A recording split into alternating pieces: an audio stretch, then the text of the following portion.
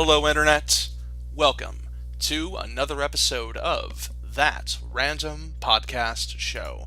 That podcast show where we talk about, well, just about anything that's off the top of our heads, although we mostly discuss television, movies, video games, maybe sometimes music. Did I forget something else as well? The stuff with the moving pictures, the what are those fancy things that people have nowadays? Dreams? The moving.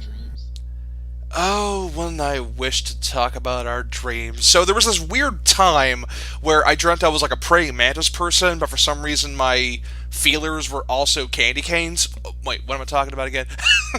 You just remind me like Pinkie Pie. So that's just weird. That explains so much. Yep. Oh, so much.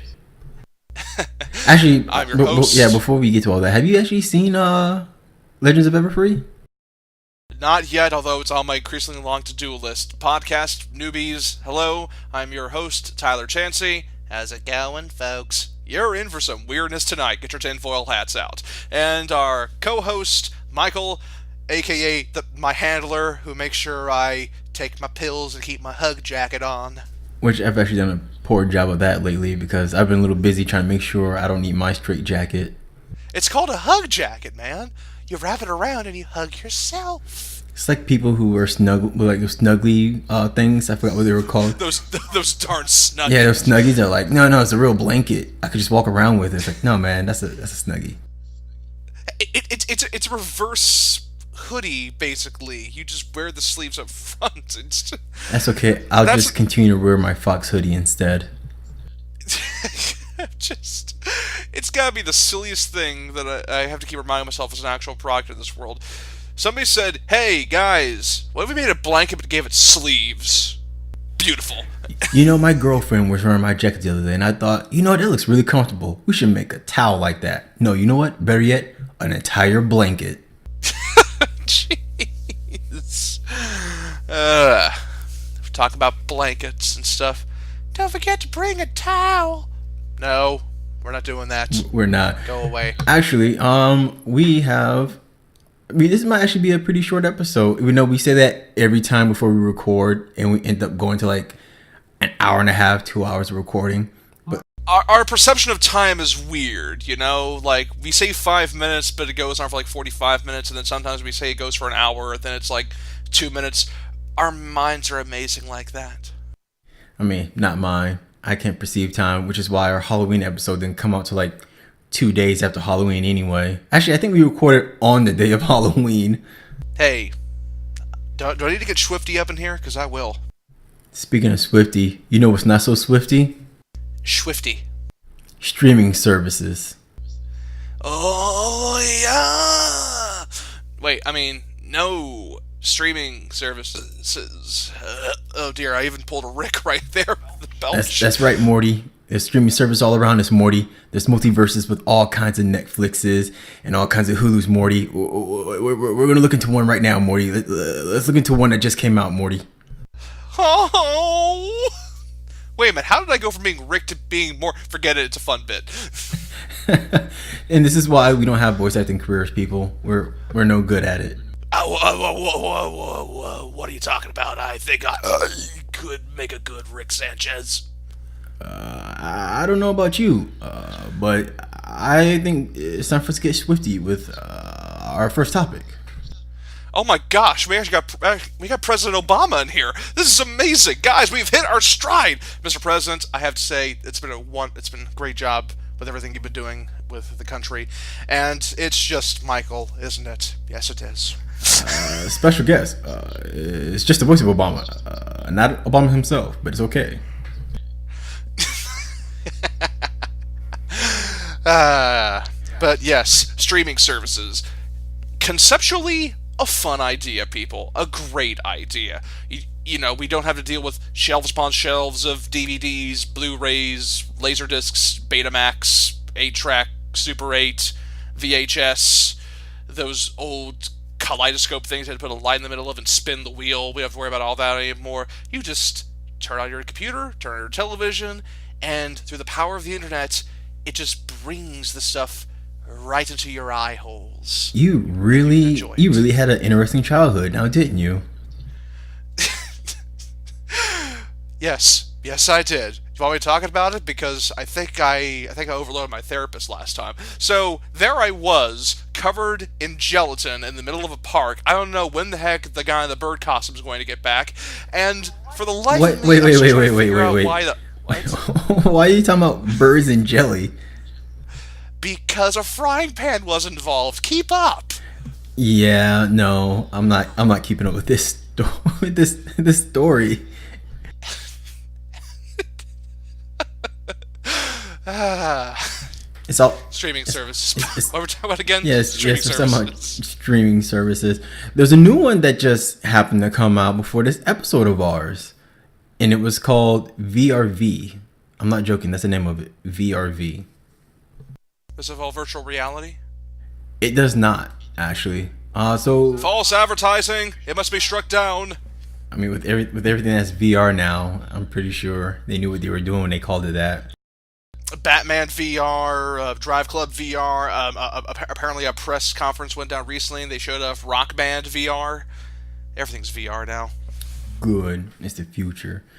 But this new streaming service called VRV takes a lot of the services, like a lot of video services that people like Crunchyroll, Funimation, Geek and Sundry, Machinima, and even one of my favorites. Well, all my favorites for YouTube, Cartoon Hangover, and it puts them all together on one convenient streaming site.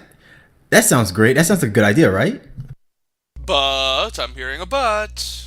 But there's two different options. Technically, three different options. There's the free option with ads, so it's like Hulu. And then there's two different subscription services.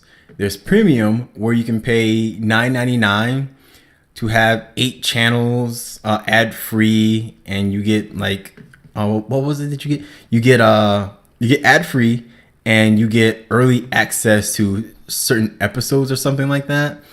And the third service is each individual channel that they have has their own subscription services along with it. So you can pay $10 to get 8 channels, and there's more than 8 channels on the service. Or you can go premium and pay different prices for different services. That sounds like an absolute headache to keep straight, and we are used to this, man. How is this even remotely accessible to a mainstream consumer, man? Well, if you enjoy certain, okay, well, see, it works the way that some people would like streaming service to work, that you can buy certain services that you want to keep. Like maybe you're not into anime, so you don't care about Crunchyroll and Funimation. Maybe you just like ridiculous internet cartoons, like with Cartoon Hangover.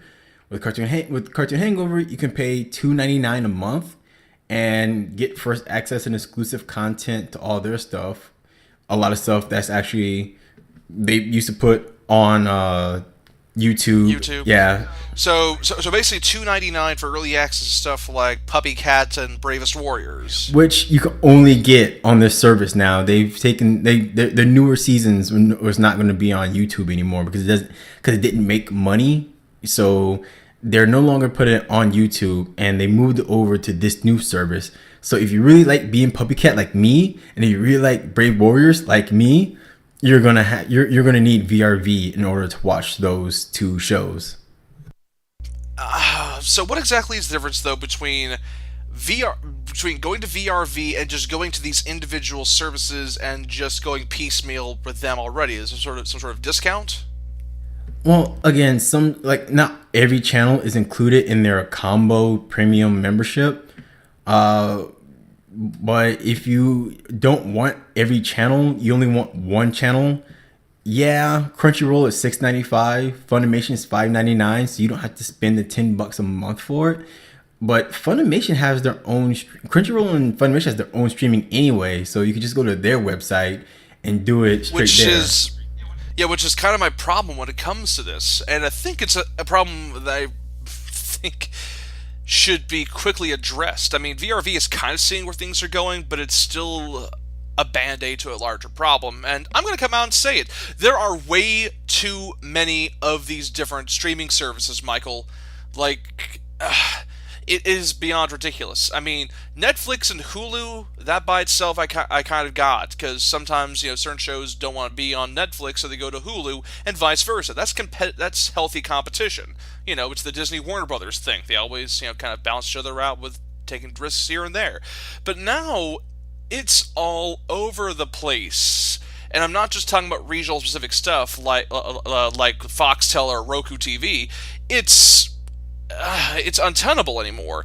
Like, you yourself brought it up that there's at least three different streaming services for anime and Japanese dramas.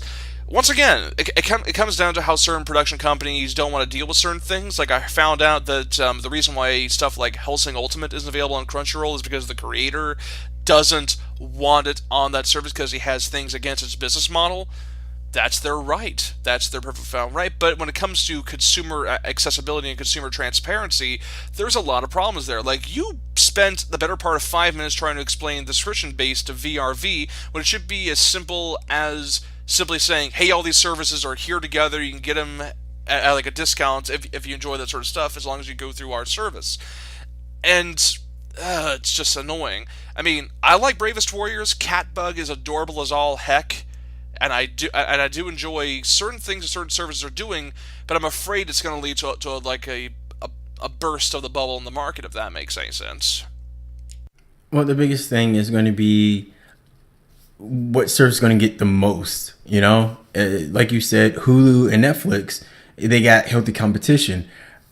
But what about like independent kind of things, like with Cartoon Hangover? There's nothing really there for them except YouTube, and now YouTube Red is happening, which they could have gone. Yeah, they could have gone that route. But now we got YouTube Red, and now we got VRV.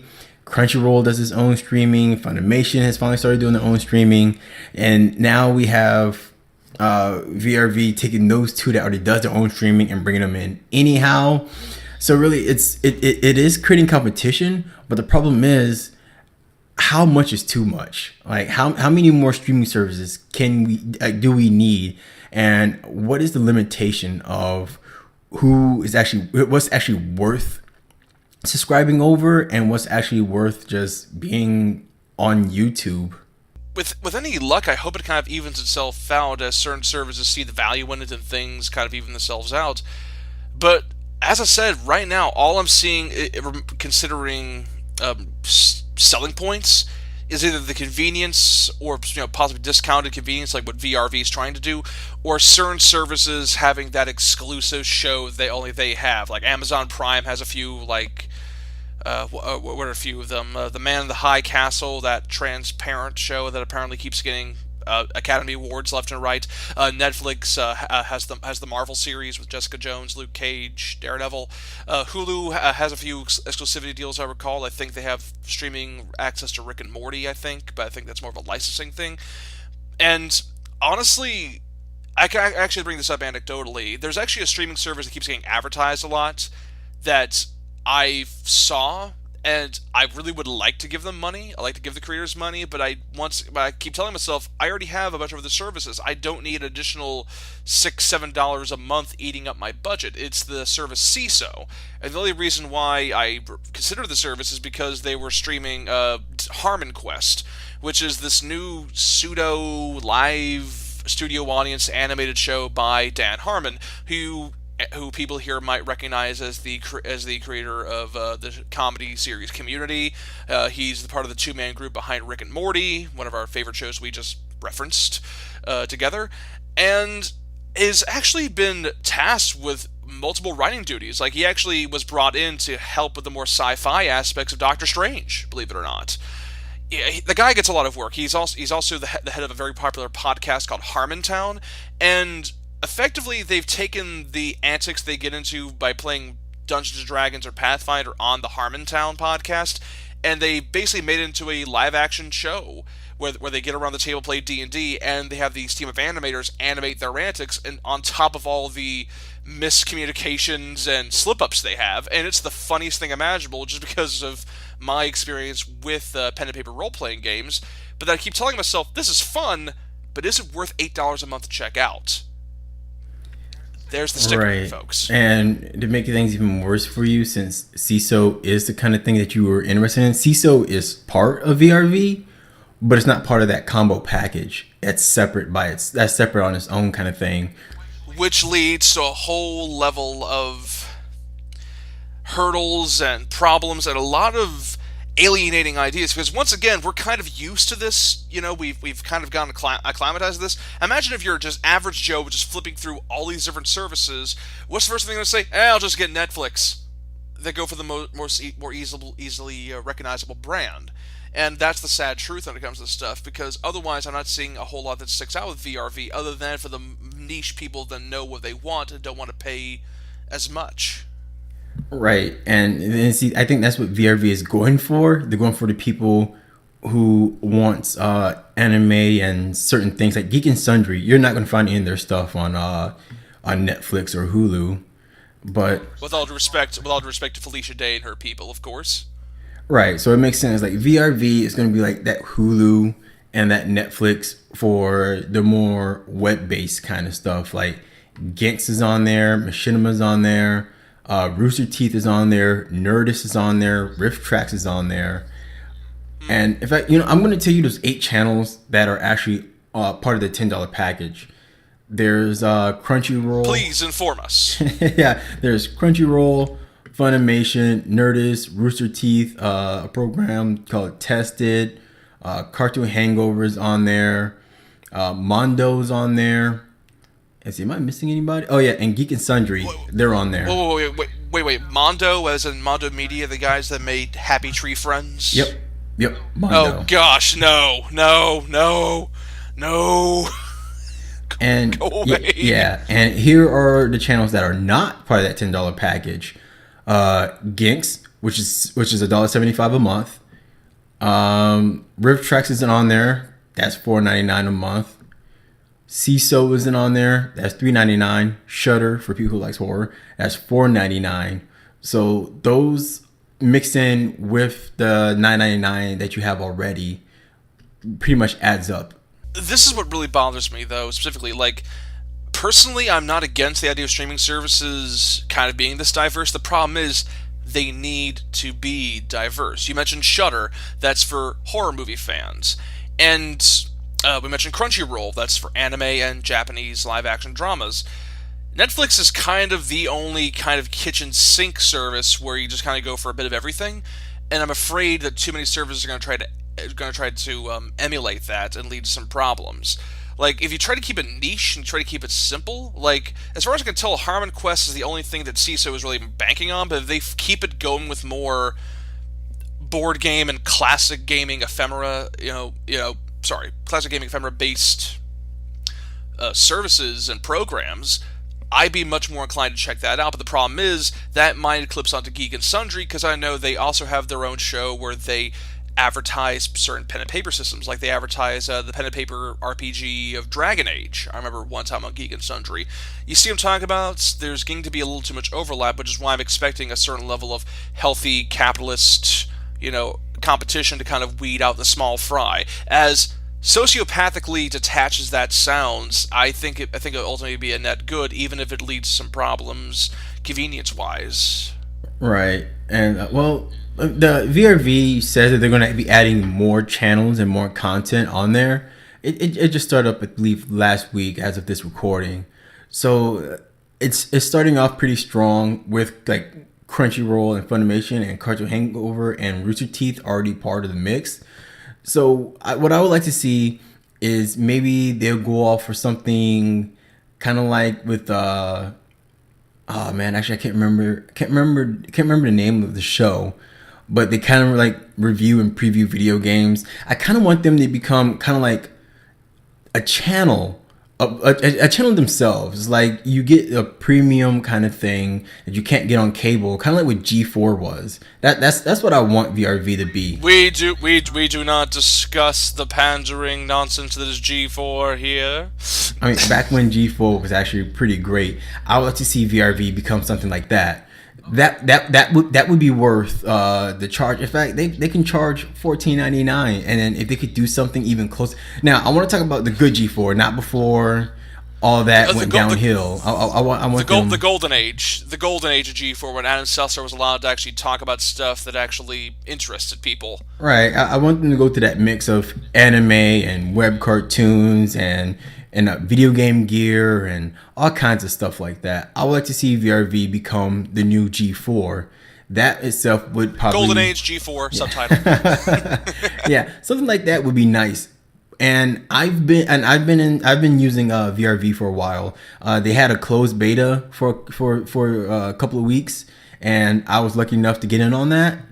And honestly, VRV is just okay. It's not really worth $9.99 right now because a lot of the content that they have on there is not bad, but chances are you've seen a lot of it already. So you're just paying for something that you've already seen while you wait for newer content to come out. And if you like Crunchyroll and Funimation, chances are you're already subscribed to them anyway. You already have a subscription, yeah.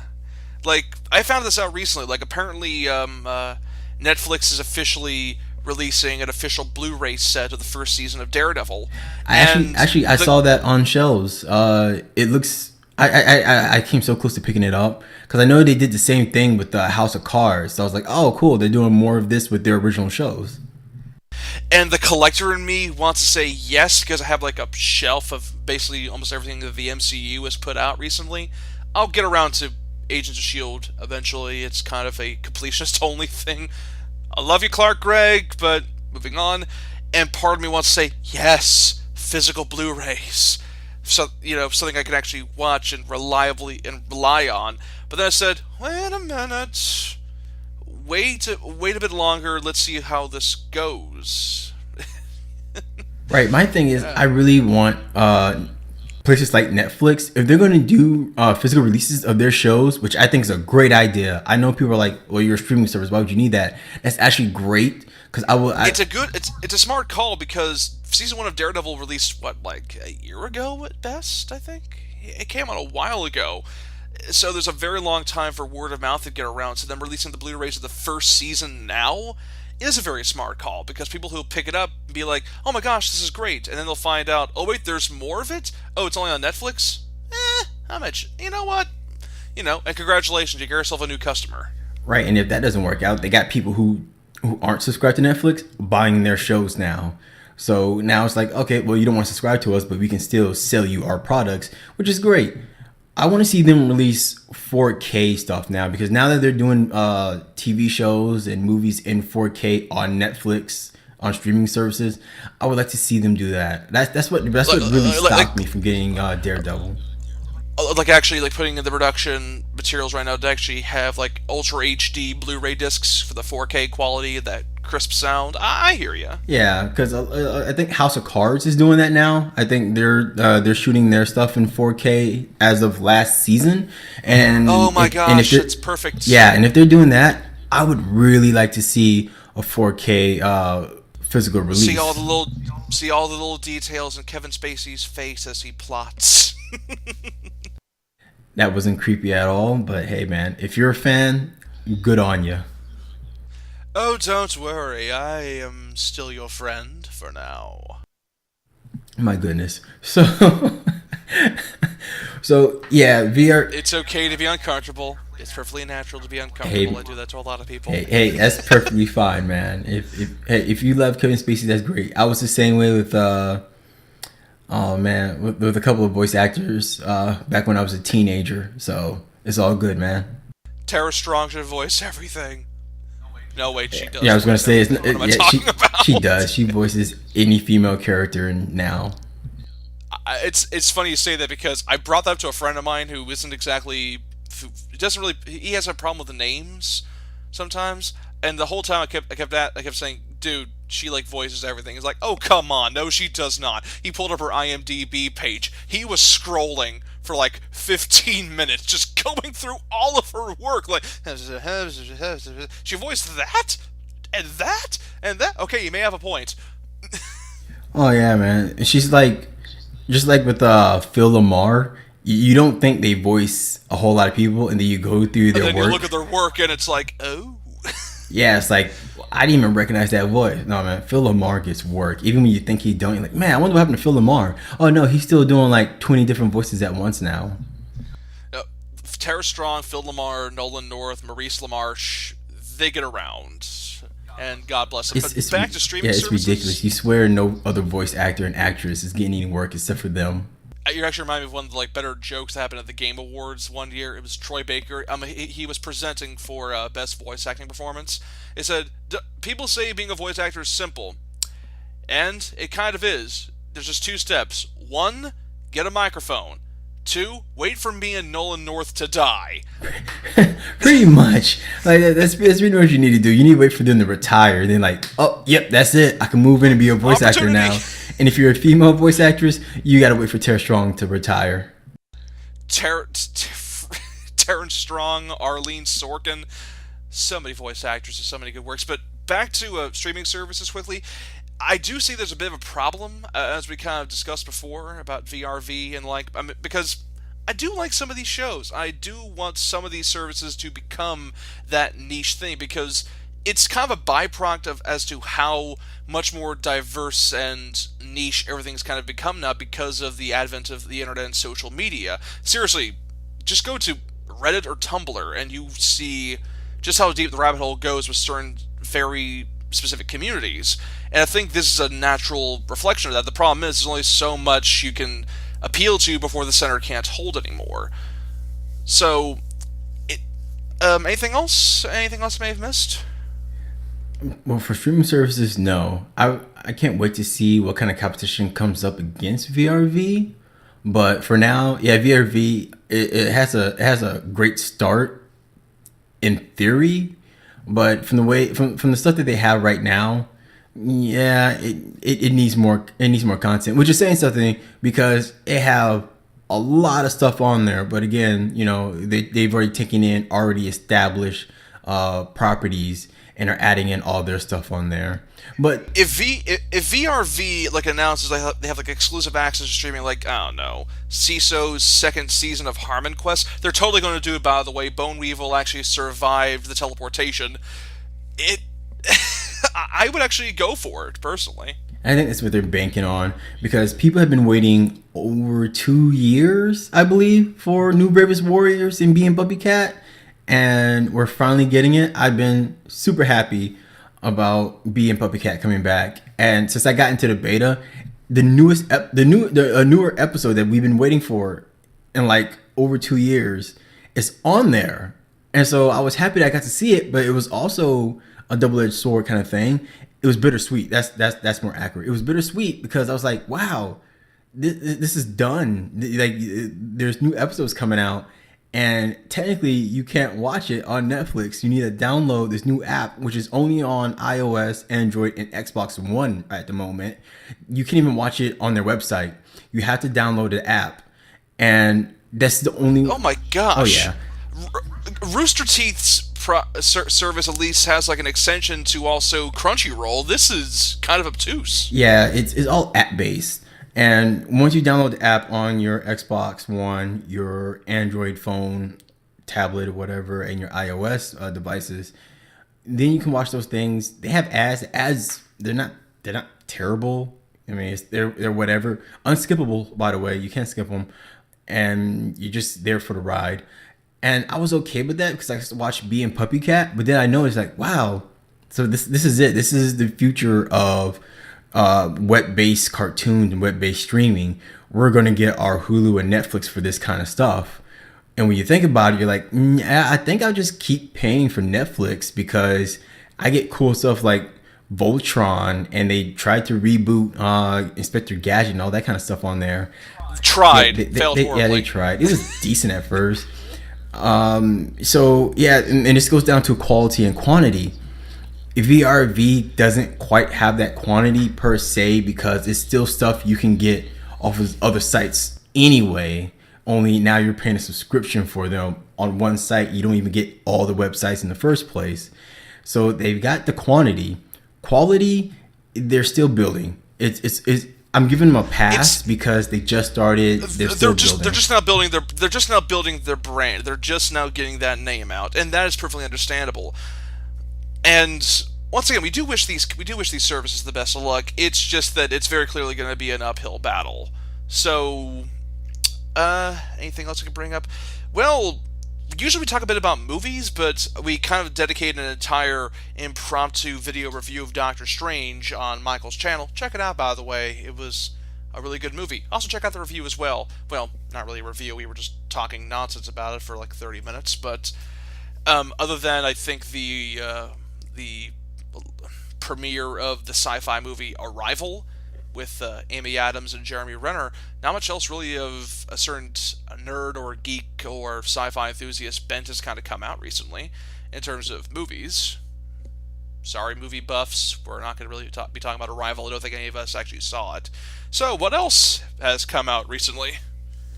A little game called Dishonored 2 happened to come out, which I was a big fan of the first one, and I haven't picked up the second one yet because I'm a little iffy on it.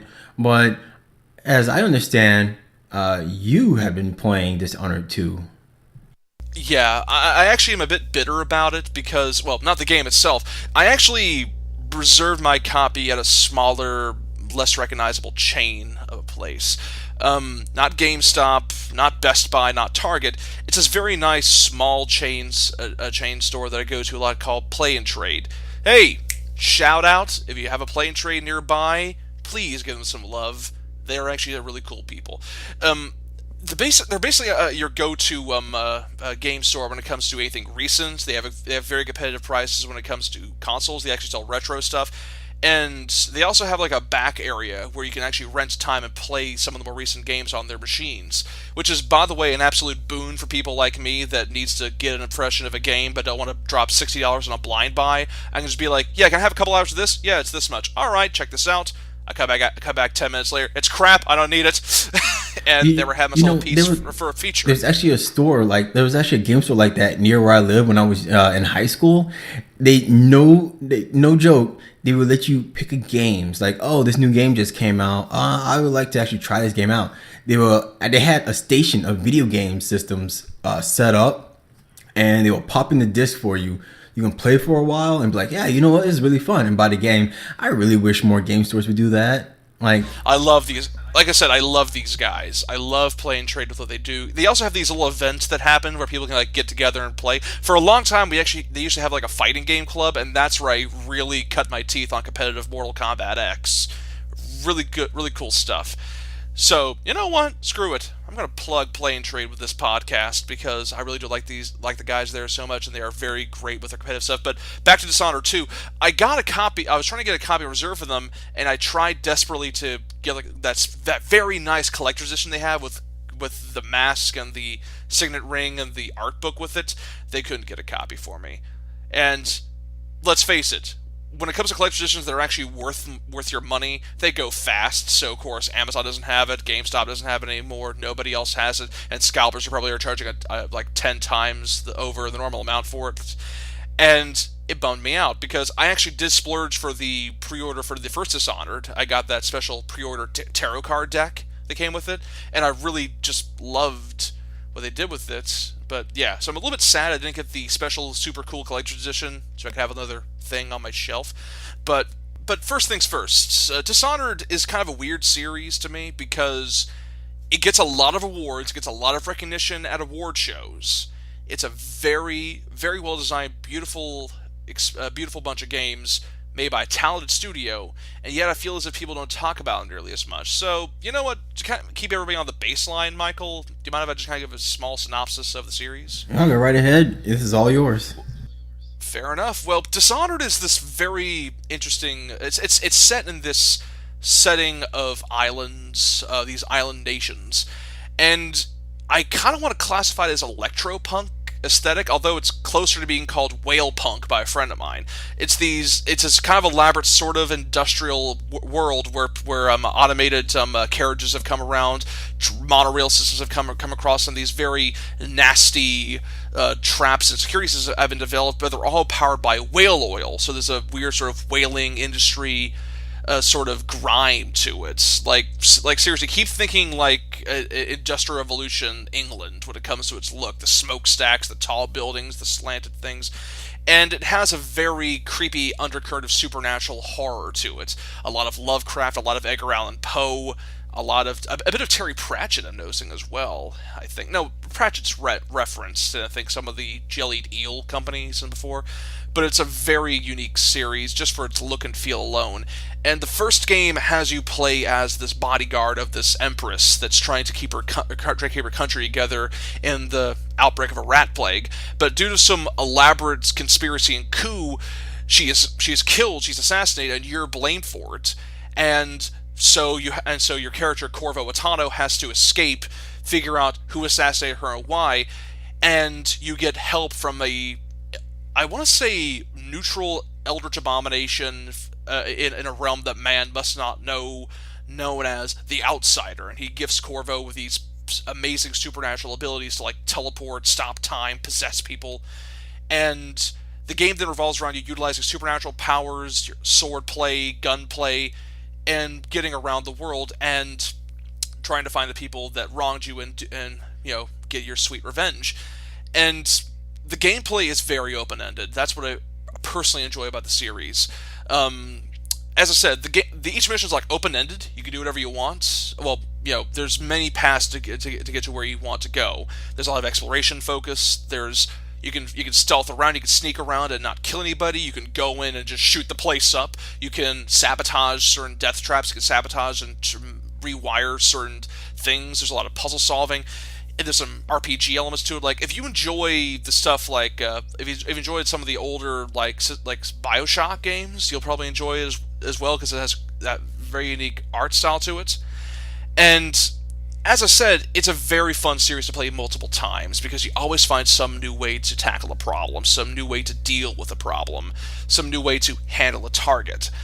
And personally, I wish Assassin's Creed took a bit more from this series because in a lot of ways it feels a lot like something that you should really be taking some notes from. But yeah, that's the premise of the first game, of the first Dishonored. It's got, like I said, it got a lot of rewards, got a lot of praise. I personally loved it. I enjoyed its whale punk aesthetic. I enjoyed the design of the Outsider. I loved the look of Corvo with his mask and the powers he had.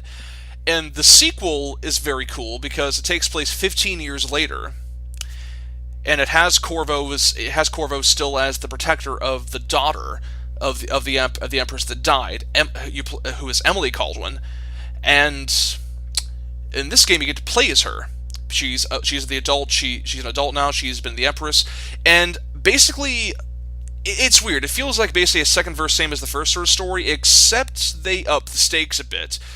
Something happens, a conspiracy prompts up, and basically declares that Emily has no claim to her throne anymore, and somebody else takes over, and basically takes over the kingdom of Dunwall, the place you were running around the entire first game, dealing with it. And due to some supernatural shenanigans, you have to escape. There's a price on your head, and you find out that this new bad guy has the backing of an entire organization in another nation in the world Dishonored called Serkanos.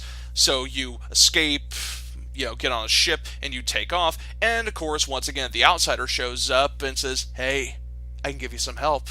Would you like to make a deal? And you get new freaky supernatural powers, and you're off to the races once again get your revenge. It's a simple setup, but the presentation makes it sizzle so much. Did I miss anything? I certainly hope not. Because man, you actually gave out a bit of detail about that. So explain to me the gameplay. How's the gameplay feel for both characters? Well, yeah, that's something I did kind of bring up. Like I did two separate files just because I wanted to see how there was some variance. How much variance there was. You can play as Corvo, who was the protagonist of the first game. And once again, he comes back in the second game, and his gameplay is basically unchanged. If you remember his supernatural powers in the first game, they're basically here again: possession, teleporting. If you put enough into it, you can do the time stop thing again and do a bunch of nonsense with that. And overall, the gameplay is basically unchanged. You can still sprint, run, slide, dash. There's still the assassination, the quick time event thing when you're in a sword lock. Everything you remember from the first game that worked is still here. Then there's Emily, who, once again, is kind of weird because outside of her personality, how she interacts with other characters, and how and there's actually like these in between mission cutscenes where they like give like inner monologues as they go to the next area. Those change based on the character. Other than that, Emily is basically a carbon copy, gameplay wise, of Corvo in the most basic sense. As a matter of fact, in the tutorial mission, Corvo is training her in how to sneak, run, sword fight, and pickpocket, which I thought was a cool sort of nod to continuity in the games. But her powers are very different. The powers she gets from the outsider are very different. Like, as I mentioned before, this is something I really do find to be fascinating when it comes to Dishonored, when it comes to making a deal with the devil, so to speak. Like, this is something that bothers me so much about Dragon Age. I mean, I like the setting of Dragon Age. I love its dark fantasy setting. But in gameplay terms, they always try to build it being a mage as basically being at risk of becoming a monster, at being, like you reach into this other world for power, and they keep saying there's a risk that something will come through and devour your soul and you'll doom us all. It never comes up in gameplay, though. It's just you destroy stuff left and right.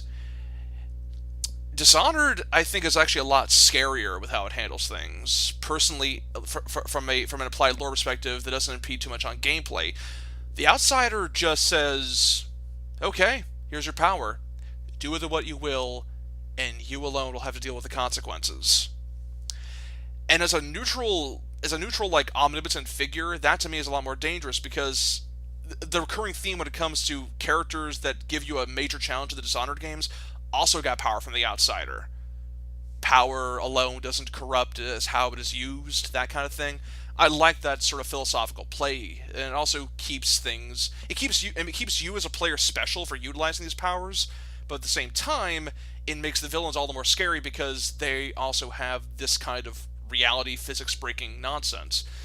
But back to Emily's powers, like I mentioned before, Corvo kind of has this blink teleport that lets him basically like bamf around like Nightcrawler. Emily actually has a different ability called Far Reach. She basically like lashes out with this energy and it pulls her to where she needs to go. It sounds like basically a reskin of it, Michael, but this is something I find really cool. Each power now has like the almost a skill tree. There's like different ways you can sort of put points into utilizing the ability. Like I found out with Far Reach, I can lash my way around, kind of like a supernatural hook shot, or I could use it and grab items from far away, or I can grab unconscious bodies from far away, and that led to a whole lot. It led to a whole lot more variety of what I could do with how I could handle things.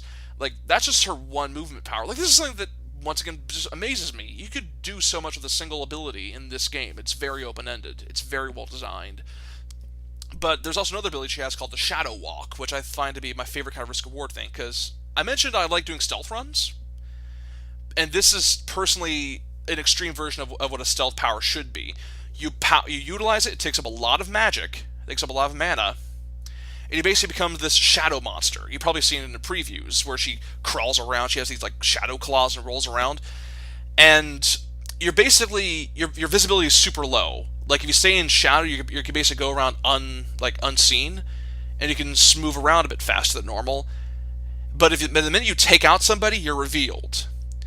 If you're spotted though, one hit will kill you. So you can be spotted while using the Shadow Walk. Yes, you can, but it takes a lot of work. It takes a lot. Like you have to be like hit with a spotlight with 3 people looking at you, and you have to be standing perfectly still for like a second, which can happen if you're not familiar with the environment. And there also are other enemies that can also detect your power or detect your scent, or just have much better perception than you are, which is actually a big major improvement I can say between Dishonored 2 and Dishonored 1. Like, one of the biggest criticisms people did have for Dishonored 1 was once you've beefed up a certain type of powers you got, nothing really challenged you anymore, because the game just stuck to humans, regular guards with swords and guns, and watchdogs. Down the line, eventually you dealt with the tall boys, those big armored guys with like the rocket darts, but those can easily be handled. Dishonored 2 actually, it makes you still feel amazing, but there's still but they bring in so many other characters and enemies that can catch onto your tricks and give you a run for your money. Like, they basically took the criticism at heart. I remember back in the DLC for the first Dishonored with the Knife of Dunwall and the Brigmore Witches. Did you play those, Michael? No, I skipped those DLCs. That's back when I was like really harsh on DLCs and rarely bought them. Well, you missed out, I have to say, because the DLC basically revolves around another person who got the Outsider's power called Dowd, and it's basically a parallel story where he's dealing with these witches and these much more dangerous supernatural entities that could actually either cancel out or completely undermine your supernatural powers.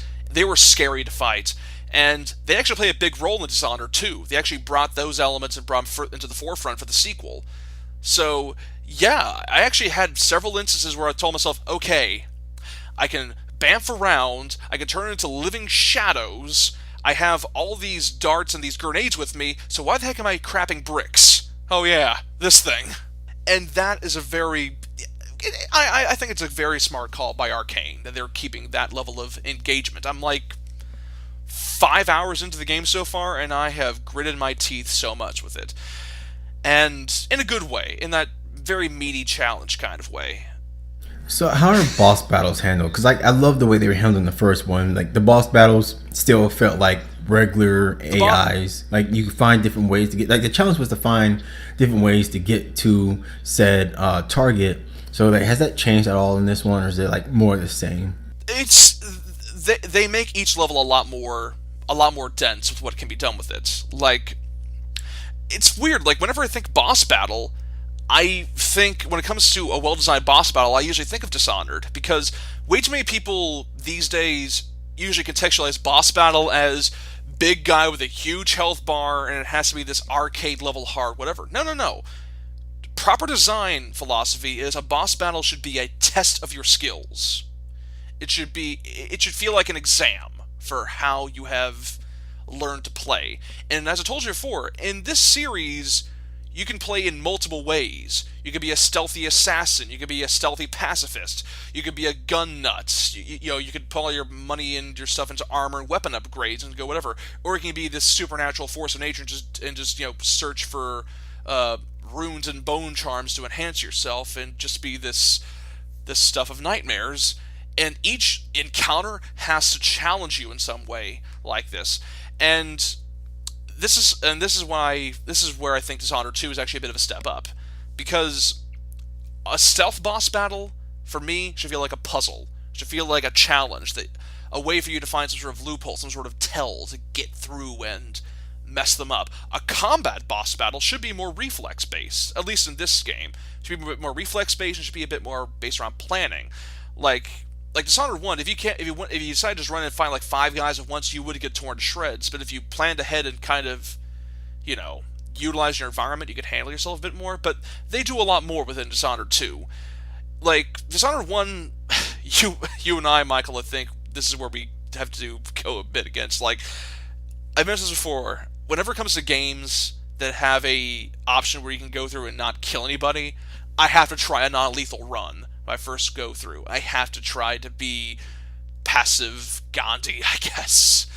Undertale, the first Dishonored, that Thief reboot, that terrible Thief reboot, I went through that whole thing without killing anybody.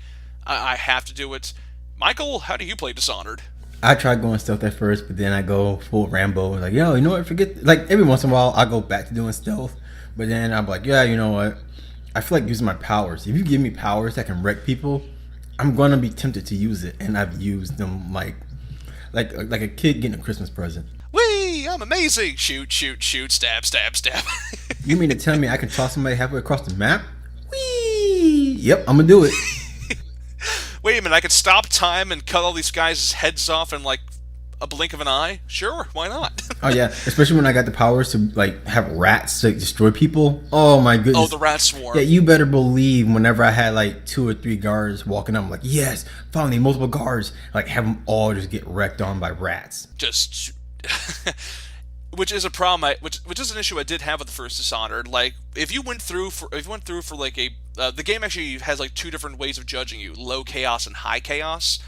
It basically determines which ending you get, based on how overt you are with how you deal with your Yeah, enemies. I got the plague ending. Like it was, I got the okay ending. Like the plague was there, but like people were still kind of happy-ish. Like, yay, the Empress is back on the throne, but the rat plague might kill us all, Yeah, kind of and thing. the rest are my new friends. I got the high chaos ending where I think I may have instituted a never-ending martial law empire state, but Oh wait, the how didn't you play stealth? I actually went through with a second playthrough where I went for the mostly steel and flesh trophy, which is you don't get any upgrades, any supernatural upgrades. You just go through with regular weapons and items. And I made it a high chaos run, but yeah, there's different endings for how you do certain You're a things. monster. Jeez, man, I went around killing people with rats, and I didn't even get that bad. But once again, thankfully you don't have to play the first Dishonored. Like Dishonored 2 has to be the events of the first game occurred, but the telling of it is many hands have passed, 15 years have passed, dubious nature. The events happen, but they're very mum on how exactly they were taken care of. Like, okay, yeah, Michael, you said you kind of go for a kill people run, although you try to go stealth. But I usually go for I try to go for a pure stealth run because for a non-lethal run, which is a difference because once again the game has to be that you go after these certain targets and they make it emphatic that you have to remove them in order to progress in order to end the game. Except they have it be that the lethal option is usually the easier one. You just go through and just cut their throat and get out while security tries to kill you. Then there are these non-lethal options where effectively you remove the threat they have to you and your allies, but they're still alive. And there's a lot of philosophical quandaries to deal with that, and a lot of issues dealing with it because people have actually kind of talked to me like, these non-lethal options are kind of more horrible than just killing them. Like the Pendleton brothers from the first game, you can just go and kill them, or you can sneak into like a place, steal the contents of a vault, give it to a gang member who knows some people, and he'll just capture them in the night, cut out their tongues, and send them to work until they die in a mine. I think it's the option I chose because after a certain point in the game, I was like, you know what? I'm not gonna kill these people for what they did to me. I'm gonna leave them to the fate worse No, than death. no. You get to live. You get to suffer. Which is that it does maintain the themes of Dishonored. It seems to be like, you can not kill people, but there's still going to be blood on your hands one way or another, and they keep that in Dishonored too. Like they keep that almost immediately, and they maintain it. Like the non-lethal options I have are technically kind of better than most, like better in terms of how they kind of go down if you think about them too much. But then there's some that are just freaky. Like I don't want to give a whole lot away because this is the problem I do have with a game that I've played but nobody else has, especially considering no reviews have been coming out more recently. We'll get to that later. But the design they have, once again, this is very great art direction, this great level design, and they make each mission feel big. They make each mission feel important. It isn't just go here, kill this guy, escape. It's, oh wait, you have to get to the place first. How do you get to that place? Oh, do you sabotage? Do you go through this? Do you multiple paths, sort of thing? Okay, based on how you get there, you made allies, which may make it easier to do this approach, which may make it easier to do this approach, which may lead to. It's a big sprawl that kind of resolves itself.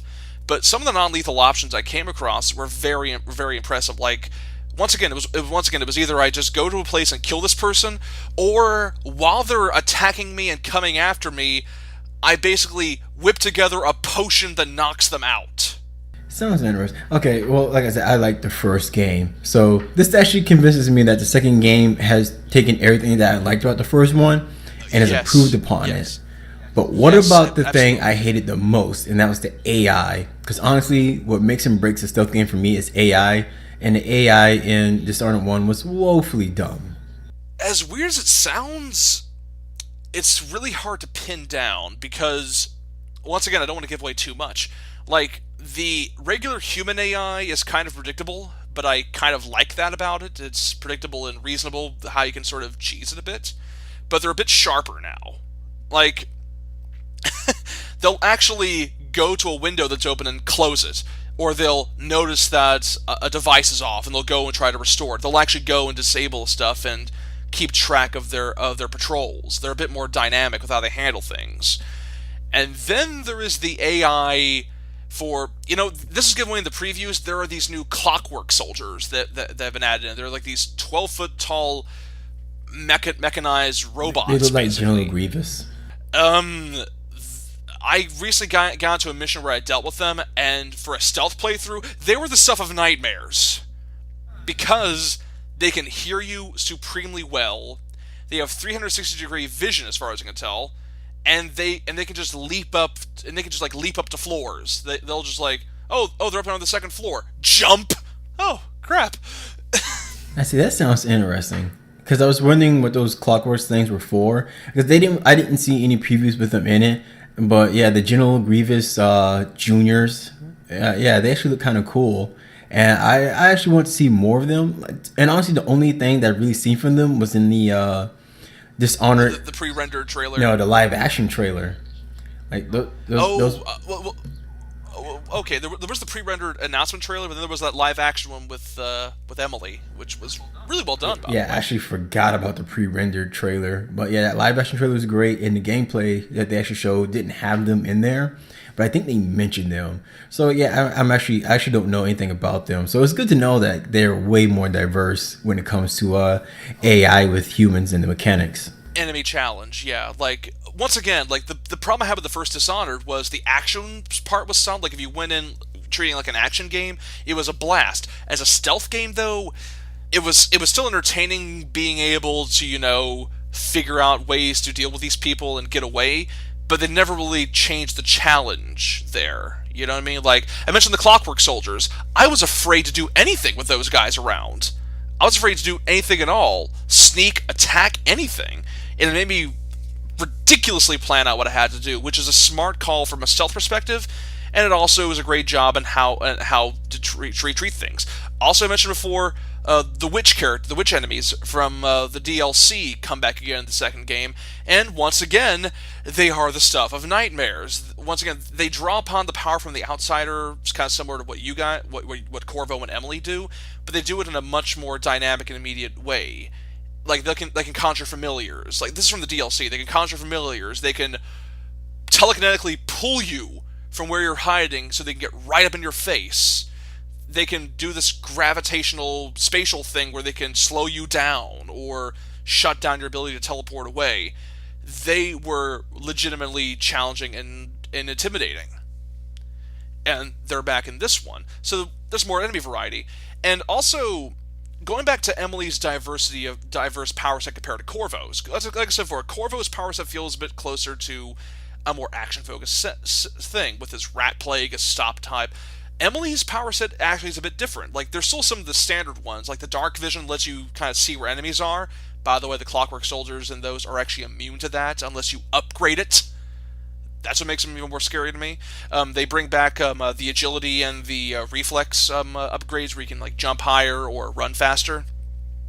But then she has abilities like Mesmerize, where she'll like summon a thing that will, entrance enemies. So they'll be like, oh, what the heck is that thing? Whoa.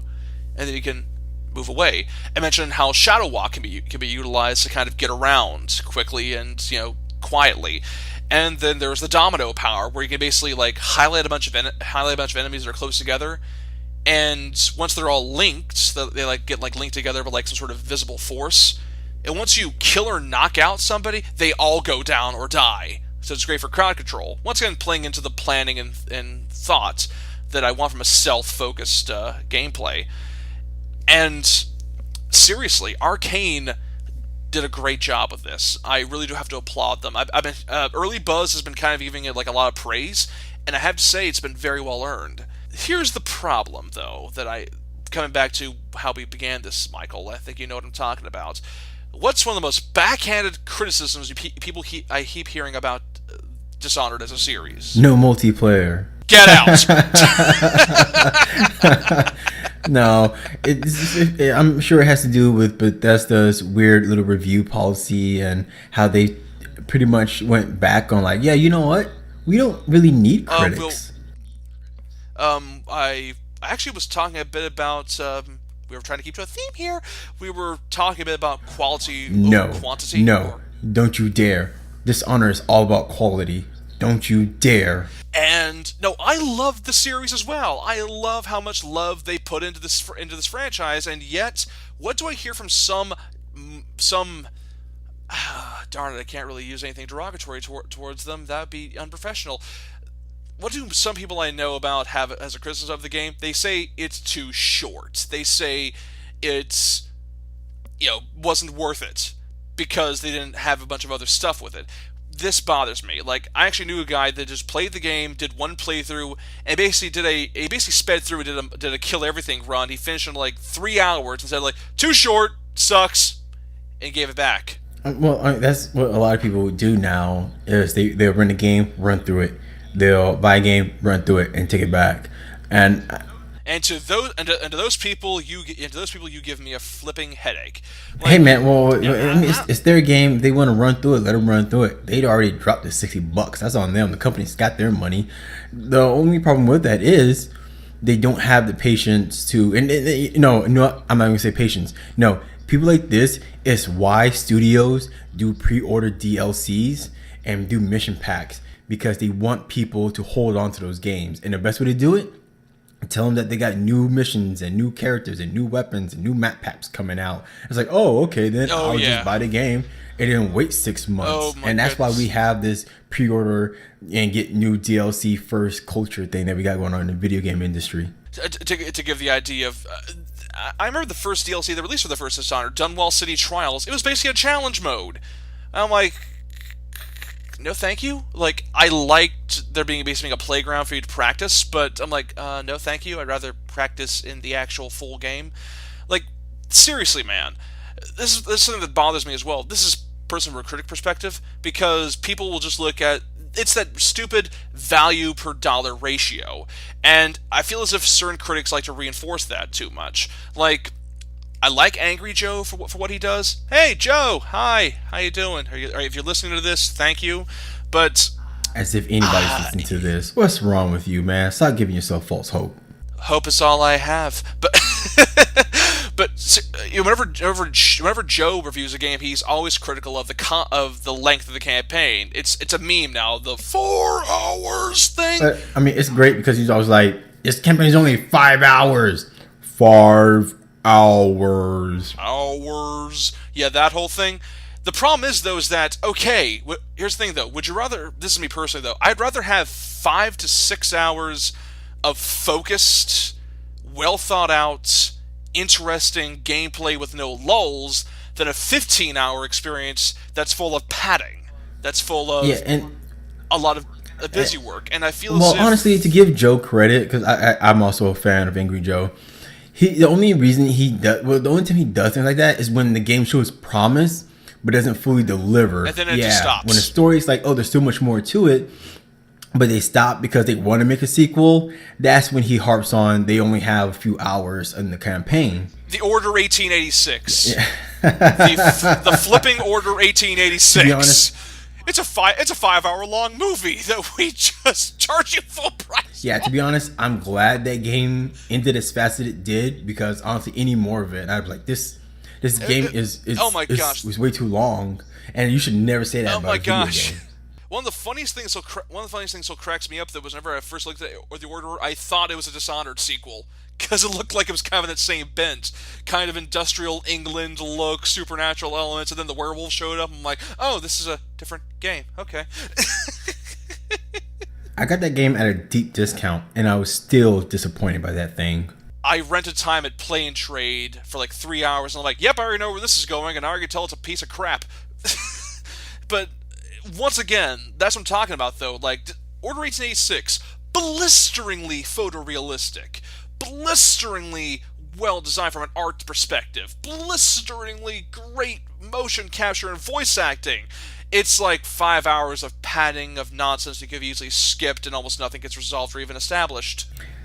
It's 4 hours of fluff, 1 hour of story. Yeah, you walk around, you pick up stuff, you look at stuff, you put it down, you get subpar cover-based shooting, which honestly the shooting was... the subpart cover-based shooting, the gimmick weapons you got for maybe like 5-10 minutes tops. Yeah, it's like, hey, you can burn down this pad that this guy is on. It's like, oh, that's kind of cool. Yeah, but only that one time. And then you get rid of the weapon. Yeah. Also, the pick up things, look up at things thing, and the audio logs and the stuff. I like it when a game does that right. I love environmental storytelling. I love that dense attention to detail and to and its information. You can gather a lot about places by looking at how its architecture is, or how its art direction is, or the kind of stuff that's casually left around. You learn a lot about a place immediately, a lot of stuff that unconsciously you absorb. The Order 1886, every single time I looked around, I'm like, oh wow, this looks very realistic. What does this tell me? Nothing. It's just pretty. It happened once when you picked up a photo of Nick Tesla and Thomas Edison. And it was like, yeah. Oh, how's Edison doing? Yeah, we don't talk. And you see that Edison tried to write Tesla a note. It's like, okay, that's kind of cool. That's oh yeah, proper parallel universe. Yeah, it's like, okay, the patent office thing. Yeah, it's like, okay, I'd like to see more of that. Everything else from that point on, it's like, nope, pick up and look. Nope, no. Which is why, once again, when it's done right, it's beautiful, which is why I look back to Dishonored. Like, they have so much lore in there about the Academy of Natural Philosophy, the formation of the Isles. They have their own lore for how they treat the passing of the months, and the nature of the void, and the outsider, and the whaling industry, and the whale oil shortage, and all this great stuff that just gives this whole world life. And yet I know people that just blaze through all that and just look at how much excitement they can get out of running around and stabbing people like a masked crazy person, and they don't get as much juice from that orange, so to speak. And it feels as if it's a disservice to what can happen. I know there are people that do pick up the game and do just sink their teeth in, and for that, God bless you.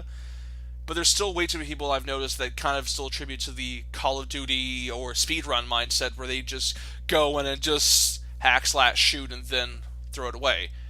And I feel as if, personally, Michael, you mentioned the pre-order cultures thing, I feel as if it's because of annualization, because of how the industry has spent so much money and so much time, but also so much marketing, trying to make installments feel insubstantial and hollow. You get it, you finish it, you throw it in the garbage, and you wait for the next one because they're cranking one out a year anyway. And then you have Dishonored, where they spend a legitimately great amount of time working on each individual piece, making sure it works great. You know, the same sort of school of thought that used to be the norm for video game development. Okay, I gotta stop you there. I disagree slightly with you. Not every game is annualized. Yeah, we get a few of the big ones, sports games mostly, but it's not every game, but it's the popular ones. Right. Now. Right, and it makes sense because, you strike while the iron's hot, video games are business, blah, blah, blah. The thing is, business perspective, not from an artistic perspective, or necessarily from a pro artistic perspective will only go so far. But I think that it's a business. Right, but I think that video games are actually doing a lot better than they were in the past. I mean, everybody says, like, oh, so much thought and detail was put into old video games. The ones you remember, sure, but you also got to remember there were a lot of junk out there. As well. Even the LJN catalog from the NES and SNES days, Back to the Future, Jekyll and Hyde, right, Jaws. Right, like the video game industry hasn't changed that much. The biggest difference is now they can sell it to you online and not give you a refund. That's the biggest innovation for these new video games and day one patches, which, let's face it, a lot of games back in the day came out broken and that was it. In fact, when it came out broken, that was a big negative. Now if it comes out broken, it's just a side note and, like, yeah, it'll probably get patched. Oh, we'll just patch it later. Yeah, so like those are the two biggest differences between now and the past. It still feels like there's a big lowering of standards, a big lowering of expectations, or a conformity to that level of expectation that I think is kind of doing a disservice to certain games. I mean, there are certain games out there that emphatically kind of say, yeah, no, we do it old school, we make it work, like CD Projekt Red did with The Witcher 3. But then but here's the thing, the reason why I also like Dishonored is because it also reminds me a lot of at least in design in terms of how they're done, with the original Team Silent Hills, because you can go through Silent Hill 2 and 3 in like 2-3 hours tops, and that's even if you don't know what you're doing. But the quality of the presentation and the experience you have makes it stand out so much more, and you want to replay it again because it's a good experience worth experiencing again. None of this New Game Plus, none of this pre-order stuff, none of this, you know, illusion of additional content. I'm not denying DLC, guys. I'm not denying pre-order bonuses at all. I'm just saying sometimes it's used way too much as a crutch to give the illusion of staying power. And it's an issue I do think hopefully resolves itself as things kind of even out. It will I mean, not. from what I've heard, It's way too popular. It's way too much of a moneymaker now. It's been that way for like, I want to say about a decade now. yeah, it's been a Yeah, decade. so I don't think it's going to wait anytime soon. And God, I'm going to sound like Jared for a second, but I don't think it should go away anytime soon. For those of you who are not familiar, Jared is the guy we used to have on the Game Bit podcast. He used to say stuff that made us want to make his head go 180 degrees and stay there. Pretty sure that was just you. What? He'll Yeah, live mostly. No. I do miss Jared. We need to get him on the show. But Yeah, what's he doing? but I think it should stay because there are still plenty of people who does pre-orders for good reasons. Maybe they don't have all the cash now. They can put $5 down and kind of like do a payment plan leading up to the day the game comes out. So pre-order is fine, which is viable, right? Which is viable, And there are those games out there that are actually legitimately officially limited physical run stuff, and that's perfectly fine, you know. which I haven't seen many of those. In fact, I still Atlas RPGs. yeah, I guess. No, No, yeah. I know what you're saying because now that I think back, I still don't see a whole lot of Atlas Special Edition things, but I can still find the special first day edition to a few games that came back on the PS3 and 360. Yeah, this is what I'm getting at. Like I can go anywhere right now and pick up a copy of Call of Duty Advanced Warfare for like $10 right now. That game is 2 years old. $10 for a current gen machine. I go into Plane Trade. Hey, third shout out. Pay me. I kid. And I go in and I see they actually have an intact copy of a very niche JRPG from Atlas, Stella Deus, for the PS2. That's in a glass case. That is special. That is meaningful. That is something that actually, for the right person, is worth more than just $10. And now we're getting into collector's market stuff. So I think, but yeah, when it comes to quality versus quantity, I have always said this. I would rather have a compact but meaningful and well-crafted experience to a game that ticks a certain dollar to gameplay ratio. Like, I like Skyrim just fine. I do enjoy the freedom to it, but I couldn't tell you how many hours of that game I spent mostly just walking, crafting, making daggers, collecting butterflies, collecting flowers, mixing potions. It was tedious, and I kind of was sort of in a daze. And see, that's why I'm not a huge Elder Scrolls fan. And before anybody jumps to me like, "Oh, Call of Duty all day with this guy," I've been playing. We've just spent like 30 minutes talking about how much we both enjoyed Dishonored. Right. But anytime you say you don't like something like Elder Scrolls, the first thing they want to do. If you don't like this, then you must like X. You must like Call of Duty. You must have ADD or something. It's like, well, I mean, maybe, but yeah. What are you talking about? Ooh, a butterfly. Squirrel. No, I've been playing Elder Scrolls since 3, since Morrowind. I didn't play the older ones. I started at 3, and honestly, I still don't understand why they're so popular. Like, maybe because people do like spending hundreds of hours of random tedious nonsense. But honestly, I think I will admit, though, I do enjoy the initial beginning of a Bethesda open world RPG. The minute I kind of get out and I see, wow, there's this whole world here, and there's absolutely nothing stopping me from going around and doing stuff. That is kind of addictive, being able to do whatever and go around and not be tethered to a storyline. I mean, there's a story there, but you just kind of ignore it, which, is the stuff of memes.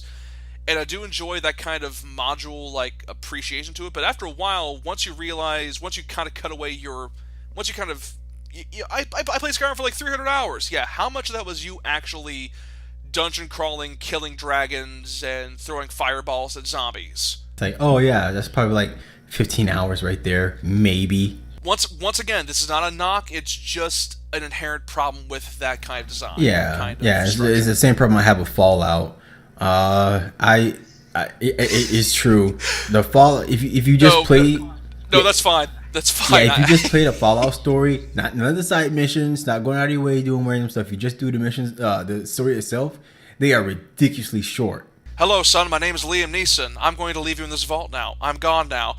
Oh no, I have to find my father. Hey, father, I found you. I'm sorry. I was trying to make this filter in order to get rid of irradiated water. Okay, I'll help you out with that. Not so fast. We're the bad guys. Ah! Credits. Yeah, like the Fallout main stories are just second thought. It's like, oh man, they're afterthoughts. It's like, oh wow, we forgot, guys. We need a story. Oh yeah. Dad locks you in a vault. You escape from vault. You go find dad. Okay. Well, what about the new game? Yeah. You're stuck in vault. Your family gets taken from you. You go find son. Okay. Yeah. Sure. That works. One of the funniest things to still laugh at with Fallout 4 specifically was just that face you make when you start a new Fallout save and you have to feel sad about your spouse dying. Oh no. However will I go on? Oh yeah, I'm going to shoot this crab with a nuclear teddy bear. But once again, though, quality over quantity. Like, if you only get like one game a year and it's an Elder Scrolls or a Fallout, and that's how you get as much content as you like out of screwing around and messing around, God bless you. Enjoy that. You probably play Minecraft. I play Minecraft. Minecraft. Man, Minecraft is for people who don't want to go out and buy Legos. Be a real Minecrafter. Get Legos, son. You do realize there actually are Minecraft Legos now, right? Is that meta? That has to be meta. It's not. No, that's an actual thing. There are actual official Minecraft Legos. They're already blocks. Just you don't even need that license. Are you really? Your salt. Oh, your salt sustains me. Are you sure it's Legos? I keep getting salty. Yes. No. Yes, you're salty. Yeah, I'm salty because, it's Legos. Legos is its own thing. You don't need Minecraft Legos. You already got Legos. My goodness. But, yeah, once again, this is a pretty broad first impressions of Dishonored 2, and I have to say, it seems to be more of the same, but in the best possible way. We get to see more of this interesting world. We get to see more of these interesting characters. We get to see more diverse, more interesting combat and gameplay, more interesting and much more fascinating level design. Like, this is once again not a knock against the first Dishonored, but at the same time, some of the missions don't really hold up to me as well. Like, I think I remember the tower where you go to face the Lord Regent, the Boyle Masquerade Party. That is really fun to do with a stealth run where you just sneak in, put a mask on. Oh, hello, yes, hello. Here's my target. Shh, come here with me. That was fun. But so far, there are so many other great moments in Dishonored 2, it is maddening not being able to talk about them openly. Like, almost every mission is exotic and interesting in its own right. Well, too bad, because guess what? Time's up. There is one other thing, though, you did kind of mention, which is a business side of things.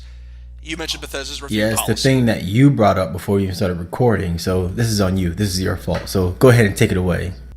It's funny you say that, Michael, because I planned for this entire time. I am praising you, Bethesda, and now I am putting on a hat and giving you a mean look and a stern finger point. Oh, no. Because you mentioned this already. Bethesda has implemented a new review policy when it comes to their games. Here's how it usually goes, ladies and gentlemen, for those who think they know how game journalism works. Hey, I'm one of those people. Hey, hello. Thank you for joining us.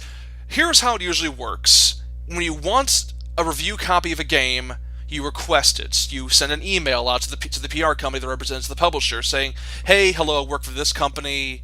I'd like to cover your game, review it, and as such, I would like to request a review copy.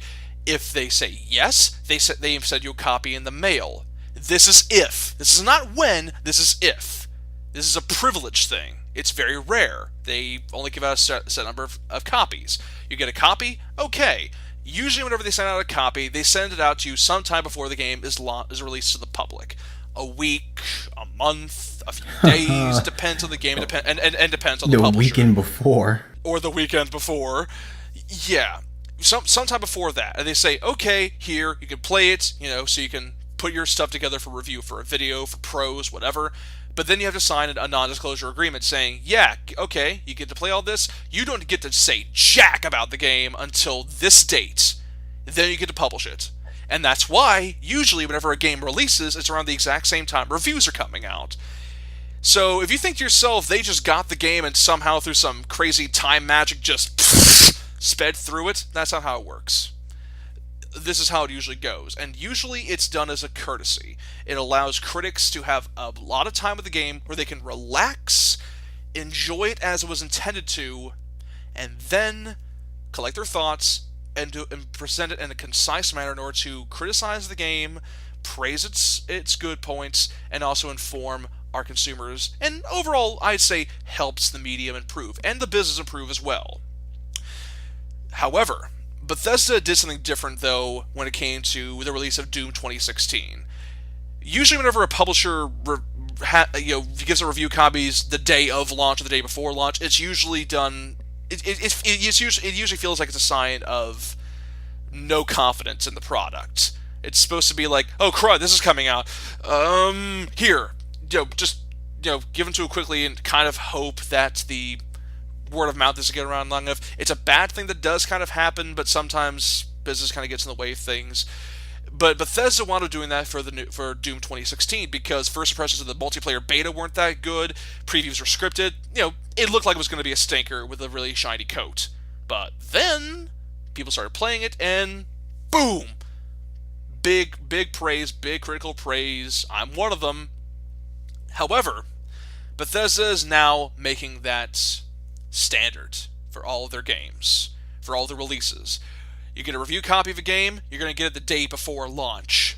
Because, and this is their actual statement as to why, they want critics and players to experience the game as it was intended the first together, basically. Because usually whenever these games release to the critics, this is before the release of the day one patch, or the day before any sort of tweaks or launch quality of life stuff is done. Which can lead to some critics maybe criticizing things that maybe weren't there or patched out, but it's still a problem. Like Dishonored 2, this is one thing I can't say about Dishonored 2. When it launched, the day one patch was 9 gigs. Much different experience, because they keep saying it helped with loading screens, it helped with texture tear, it helped with some issues the game did have. It still does to some extent, but not to a immersion-breaking level. Just want to clarify that. But there is a big problem with this. This is for all their games, and it's basically saying, we don't need critics to inform our games anymore. We'll just let them pick up whatever. And I find it to be a problem. I find it to be a legitimate issue when it comes to this. Like, this is not a law thing. This is not a unionized thing. This is usually a sign of goodwill thing. It's a mutual benefit thing. We want to cover the game. We want to cover the game. They are willing to let us cover it, and as such, they assist. It is a mutual give and take. But it feels as if this is maybe a sabotage of trust, a sabotage of goodwill. And for an industry that likes to throw away pro-consumer practices a little too often, this is a problem. It's tangent. This is kind of why I'm really infuriated right now with how EA's been treating Titanfall 2 recently. No season pass, no microtransactions, fantastic gameplay. They released it after Battlefield 1 and before Infinite Warfare. That game has almost no install base. It's a miracle it even has a couple thousand to begin with, and they're just letting it out there to die on the grapevine right now. Right. Well, EA has always been a little cold-ish towards Titanfall. Like, they had that whole exclusive deal with Xbox. EA didn't really do a whole lot with the first Titanfall to begin with. Oh yeah, they just launched it and released some map packs, and that's about it. And it's sad because, briefly on Titanfall 2, it's fantastic. It's worth your time, people. Seriously, go on and play it. Did you play the first Titanfall? Don't need to. Go on and get it. It's good. Trust us. But the problem is, as far as everybody else is concerned, it's either this thing or Battlefield or Call of Duty. it was bad business sense. It should have held off on it. And I think with Bethesda's work, this is also a problem. Because what do people think of when they think of Bethesda? They think of those Bugs. big open world RPGs. Bugs. Well, bugs. Sometimes they have fun bugs. But usually they think of their big open RPGs like Elder Scrolls or Fallout. The games that you can sink hundreds of hours into.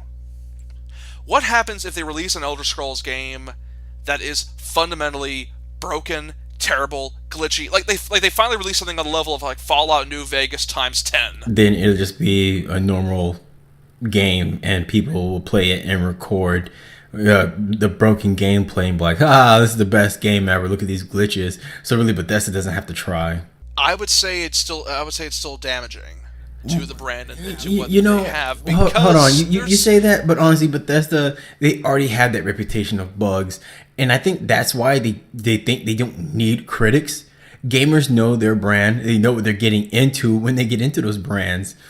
Activision and Bethesda, that's a major issue I do have, though, because I'm talking about legitimately, fundamentally broken experiences that are fundamentally that you can't even play it. Right. Okay.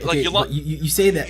You talk about like you launch the game, your hard drive gets wiped every time. You say that, but with a Bethesda game, critics don't matter. I hate to say it as a game journalist. I hate to say it, but critics don't matter. The people who play their games, they're going to get it anyway. You can give it the lowest score possible. You can give them all zeros. You can say the game is broken and that it crashes boot up. People will still go out there and buy it because one, mods. Two, it's going to get patched. And when it does get patched, they're big patches. And three, they trust the developers at Bethesda. It's what's going to happen. Bethesda know this, so why would you need critics? Why would you need to waste a resource thinking them anything? The only reason you'll send it out the day before is so while they're playing it, the review comes out late for those straddlers who don't buy games on day one and wait for patches. Then you have your patch out already, and they're reviewing the patch version. So why in the world would you want to waste your time giving them the non-patch, already broken version that you already know people are going to buy anyway because they know it's broken?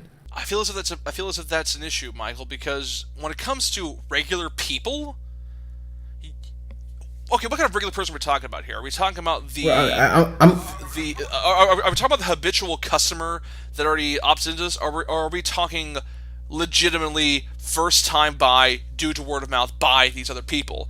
Because this is something that I'm also having a problem with right now, because this is an issue that I think is because the industry is inherently becoming more insular. They want to focus on their established user base, their established consumer base, and they know, once again, that, as you said, they're going to get it anyway because they know what they're getting at. What about broadening? What about making sure you have a good first impression? Like, going briefly to comic books, one of my favorite statements from Stan Lee was, every comic is somebody's first. Yeah, there's a lot of backstory, yeah, there's a lot of convoluted continuity going on, but it should be in a way that you can still pick up and see what's going on, and if you're interested, move on. There's a problem that I feel that when it comes to games, people are relying way too much on an established user base that's going to dwindle if the quality or the level of presentation is not maintained.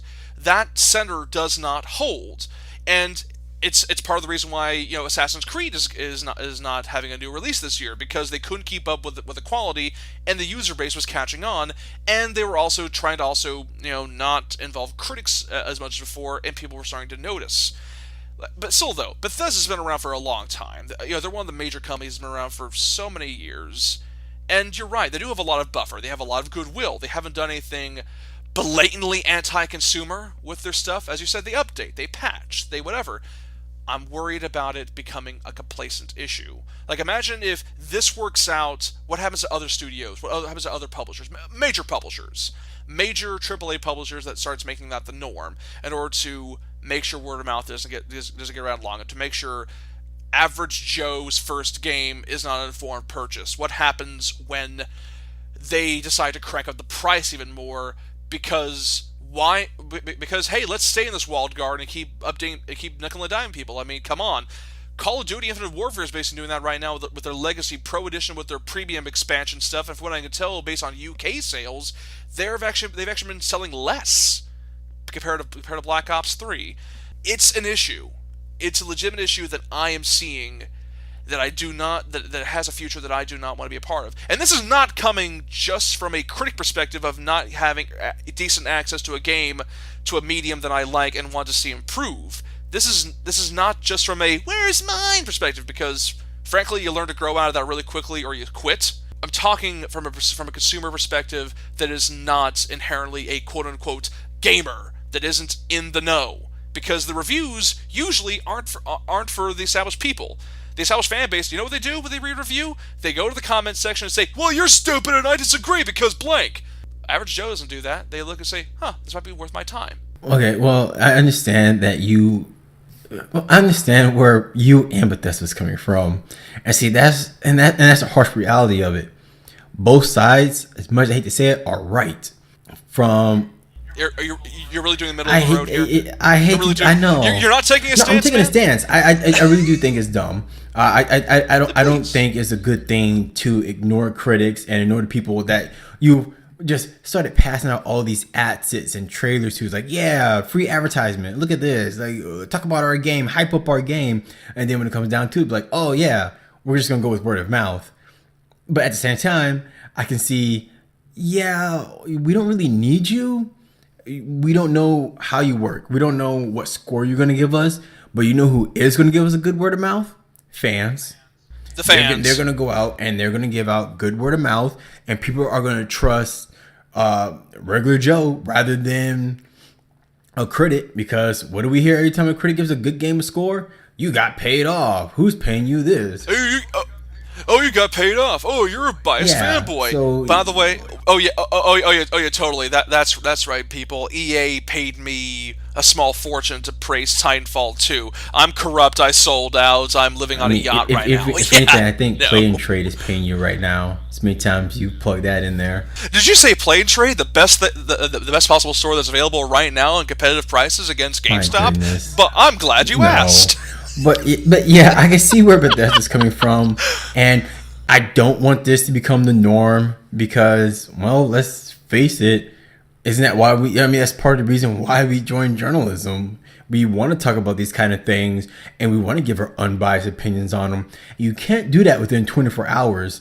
Because then you're just rushing through the game. It's like, yeah, I get this game a 7, and then you go out to play it. You're like, wow, this is actually a lot better when I can actually sit down and play it. So yes, it causes kind of like a rift, I guess you could say, a quality rift. It ruins what journalism is supposed to be. I'm not gonna say what it is because we all know it's all kaput. It's kind of a mess right now. It's an informed opinion, and you can't be fully informed if you haven't experienced the entire experience. Like, this is something that happened to me with Blood-Borne. I was actually getting ready to write off Blood-Borne when it originally launched, because I got like halfway through the game and I thought, okay, this is basically Victorian Dark Souls with more of a hack and slash feel to it. And I was getting ready to really kind of write it off. But then the final act, like the final half of it, goes hardcore cosmic horror, holy crap, what the hell, and suddenly it went into 9 out of 10 territory for me because of that tonal shift. I'm like, what would have happened if I got a review copy of that game and I only had 24 hours and the review had to go up the following day? This is, for the record, this is also a From Software action RPG. I am not beating this in a day. There's a lot of games like that where you're not going to beat them within a day, and that's what they're doing. Because if you notice, places like IGN and GameSpot, you notice that they start putting up more articles of where's the review of this and this review in progress, because we need more time. They don't have the time. They can't do it within a weekend. They can't do it within a day, so they have to write it off. It's like, yeah, it's in progress. If you're gonna buy the game, if you're really that concerned about it, just hold on. But of course, what that does is for other people who has run through the game and just rushed through it, guess what? They got an article up first. Now people are gonna go there instead. Yeah. Hey, I got it out first. Yeah, but did you give it its due course? And I feel as if that's an issue where it's cheapening stuff that's a bit more thought out. Like, this is something that actually happened to me. I actually did get a review copy of Dark Souls 3 back when I wrote for allagegaming.com. By the way, if you want to see my earlier work, please give it a look. It sucks, but please give it a read. I had a week before launch to play that. It's past. I'm fine with this. A week to get through a Dark Souls game. Don't ask me how the heck I pulled this off, but I managed to get to the end of it a day before my review went live. I go back to that save file now.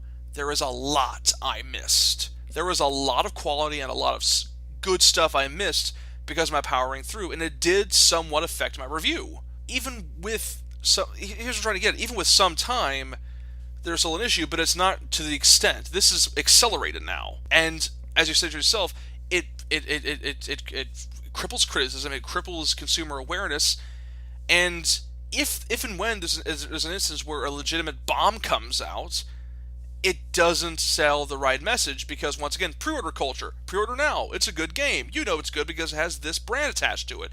Imagine that thing selling like millions of copies. They look at the weekend numbers for the launch, and then it drops off immediately. Then it drops off maybe slowly as opposed to immediately. There is cause for that, and there is an issue with this. As you said, though, I can't exactly go against Bethesda's decision because, and from a certain perspective, it makes a certain amount of sense because now there's more a focus on previewing, on giving copies out to certain personalities that aren't really critical or analytical, but do it more for entertainment purposes. They go to the YouTubers, they go to the people who do silly videos about, hey, what if we did this with this? Because it's fun and it's great, and it's not as nearly a contested area. It's still hurting it as a medium, even if it is savvy business sense. And as a bleeding heart that actually enjoys gaming as a medium, it makes me sad and it makes me worried. Right, and it makes sense to go to streamers because streamers are going to make the game look fun. Like you said, they do all kinds of wacky things. So you can have the most boring, bland game ever, and you give it to a streamer, they're gonna make it look fun. Oh dear me! Now you're just reminding me of like the early trailers they had for like Far Cry Primal, and it was just a bunch of Let's Players with webcams playing, and like, oh my god, this is great! Oh wow, this is so amazing! I'm like, guys, it's another Far Cry. I mean, it's fun, but you're making it sound like it's the best thing since sliced bread. I mean, once again, it's not necessarily lying or bad advertising. It's just a marketing trick. It's like, it's like the mic trick that Ubisoft likes to use, or those high contrast screenshots that aren't necessarily representative of gameplay, but are kind of sort of so representative. It's that gray area of marketing, but it's still something to keep an eye out for. I kind of endure those mic nonsense stuff that Ubisoft like to do. I like it because I'm like, hey, we're ready to breach? Yeah. Oh, right, let's man. go. Nobody talks like that. I'm like, man, I want to know the guy who writes this because how much does he get paid? I want that job. But at the same time, I'm like, why can't you? Maybe if it was like League of Legends or like a raid in Destiny, I'd kind of get it. But even then, you screw around with that stuff. Way more screaming and profanity. But oh my god, will you switch to your shotgun already? You suck at this, bro. Do you even game? You suck at this. Are you 13? Did your mommy buy you this game? Like, yeah, that's... Hey guys, check this out. Teabag. And people not actually playing the game. That's what it would really look like. So, if they're going to do that, I would actually kind of like to see them, like, get actual gamers to like sit around and do it rather than just like their own employees pretend like they don't know what's around the corner on the next map. The very obviously scripted stuff. Oh, yeah. Like, I think that's kind of why I do enjoy some streamers, virtual unknowns, because usually that stuff, it has some level of verisimilitude to it, which is kind of why I guess how this got started. But it kind of goes back to the problem. It feels almost like they're trying to, in their own special way, trying to not necessarily stifle criticism, but draw focus away from it. Yeah. I feel if you make your product look more fun than what it really is, do it. But at the same time, don't try to edge out one asset for another. Like, find a way to use both. It's like seriously, man. All of the hyper realistic, hyper active zoom in and sunglasses and dude bro talk only helped Pogs get as successful as they did back in the 90s. It has a shelf life. Did you really just bring up Pogs? Damn right. Have you been watching Jim Sterling? We do not talk about him here and his amazingness. I wish I can get Jim Sterling on this show for like 5 minutes. That would be fun. Just to chew me out and talk about his boggling fascination. Sorry, people, but it's still a problem. It's still a problem. I mean, as you said to yourself, don't shortchange one element for another. Like, this is going back to something else I kind of bring about. Like, for the big releases for like your Fallouts, your Call of Duties, your Dishonoreds. Obviously, they're going to try to make it look fun. Let me ask you something, though, Michael. How do you make something like Spec Ops The Line fun? How do you make something like Virginia entertaining? How do you make something like Undertale not just a wacky lol-so-random RPG? You need something more succinct and more professional, I'd say, to help them find that particular Tumblr. audience. It really does sound like you're talking about like they need to focus on Tumblr. I am not telling Bethesda to go to Tumblr for its marketing, because if that happened, we'd have a lot of. I think that's the web equivalent of opening Pandora's box, and I don't think we want to doom the world just yet. But you know what I'm trying to get at, though. There are going to be those games out there that would have a market, but don't necessarily fit certain conventions, and I feel as if that's a disservice to them. Like I mentioned Virginia, I mentioned Sybil, another very arty game I remember playing a while ago. Like, you can't really categorize those, and how exactly does that make it more entertaining if a YouTuber was like streaming, going like, "Oh my God, look at all of this interesting romantic tension! Oh my God, get wrecked!" Like, it doesn't work. What stream are you watching, man? I want to see your YouTube playlist. Who are you watching? I don't watch YouTubers, man. I find it to be kind of annoying. I've tried it. I don't see the big deal. I had a friend who did it for a while. No, he recommended Markiplier to me, and I tried watching him for a little while. It's not bad, but it's not my cup of tea. I had a friend who's no offense to the man. I'm sure he's a nice person in real life, but I haven't met him personally, but like from the people who I've heard from people who have met him that he's a great guy. He's cool to be around. Same with the guy who's PewDiePie. I forgot his real name. He's Swedish, but I've forgotten the name. But yeah, I know this. I know they're good people, but their personas, their personalities, they're kind of abrasive to me. Yeah, honestly. But that's what sells their marketing. And you know what? I'm completely fine with that. I am in no way against streamers. In fact, I think they're a great, bright future to the gaming media with streamers. Heck, I've looked into doing it myself. The problem is, I'm a little too stoic. I can't really do that whole, "Oh man, oh look at this, whoa guys, this is mad crazy." I can't really do that for like hours on end. I'm not gonna lie though. I would probably do it myself. The issue is, whenever I react, it's usually something legitimately freaky, but it takes a lot to scare me. So it would be the stoicism problem. Be like, okay, I'm going down to the basement. Oh no, I wonder if there's gonna be a jump scare. Yep, there's a jump scare right there. Yep, figure that out.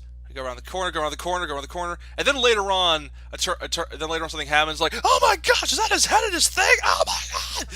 But that's after like 40 minutes of like nothing. Right, and I've recorded a few things and showed it to my friend who loves streamers. He watched streaming like crazy, and he's like, "Hey man, I'm gonna be honest with you. This kind of sucks." I was like, "Okay, well, thanks for being honest." It's a very different skill set. It is, and you know what? It takes talent. It's a weird combination of reaction, improvised comedy. There's a lot of mixes. Like, we're not denying the art. It's right, just there's an actual. I know a lot of people don't think so, but there's actually legit talent to it. You got to be open with people. Well, not really open, but you got to have charm. You know, you got to be a little funny. You know, there's a lot of improv, like you said. Like they don't know what they're going to do until it happens. There's a lot of improv that goes there, a lot of comedy act, which is what makes it entertaining. But with that said, if you went and heard my review for that, my first video review that I did for Valkyria Chronicles Remastered, the way I talk on there, yeah, it's professional. It's like, okay, yeah, he makes some good points in his game. Now take that stoic, boring, I'm going to give you a lecture voice and try to do a stream about it. Nobody's going to want that, and I don't blame them. So I know I can't be a YouTube streamer. Nobody wants to hear me. I will admit, though, there is one Let's Play I did enjoy watching, but this is very niche. You know, we've done enough shout-outs in this episode. I'm going to do another one for you. It's actually by Daniel Floyd and James Portnow, the very talented, very insightful and intellectual individuals of the Extra Credits YouTube channel. and it was during during Dan Floyd's playthrough of the Dark Souls game, the first Dark Souls. But then again, that wasn't exactly comedy focused. It wasn't just ha ha ha he died, fun. But they were also dissecting the game, bringing up how the level design worked, how different things operated, how okay, why did they put this item here? Why did they put this enemy here? It felt like a crash course in high-end AAA level design, in addition to being entertaining Let's Play. They're still doing Dark Souls 2 right now, but I think that's the closest thing to a legitimately interesting YouTube Let's Play I have seen. But even then, that is beyond niche. I mean, that sounds like a college university lecture on Raiders of the Lost Ark. Cool movie. Kind of boring when you take it apart. Yeah, which is why I don't stream, because I sound like somebody's professor trying to give them a lecture on things. So I'm like, yeah, no, this isn't for me. But yeah, with that said, I think we've hit our time limit as we went over it as usual. In fact, you know what? We break the time limits. We break all the limits. We are shonen superheroes. Yeah, we go after our limit so often, we might as well just make it our normal time run. We podcast 2 hours every single day. We really should just do a live podcast stream one day and see how well that goes for us. Dear me. Oh, dear me. Like, we'll officially just make it full-blown podcast Who Is Lying Does Anyway. We'll just have a bunch of streamers and just say, like, give me a topic. Your mom. We got it. So, how's your mom doing? We'll just somehow make that last 3 hours somehow. I don't think it'd be too hard for us. Well, with that said, ladies and gentlemen, that ends episode 5 of That Random Podcast Show. Look at that. We're actually doing quite well for ourselves. Yes, we are. Most podcast shows devolve into absolutely unintelligible dreck at this point, or they've sold out. We haven't, not yet. Play trade, give me the check. I'm hoping by episode 10 we'd be able to sell out. Oh no, it's not. No, it's not selling out. It's co-branding. Get your terminology right for when the pitchforks arrive. So, Michael, where can we pick your brain on the interwebs? You can find me on Twitter with Zafmod, ZAFMOD. And if you can't find that for some odd reason, you could use my Twitter handler at M_MOSLEY_JR. And what about you with your 60 different places that we can find you? You can follow me on Twitter at Darth Rahu, capital D, capital R. If you don't know how the spelling is, look at it in the description. It's probably going to be in the description or on the vid. I also blog at cybertavern.blogspot.com, and I do have a Tumblr at digitaldesperado26. Okay, so I think that's a wrap for That Random Podcast Show episode 5. Yeah. Good night, folks. Good night!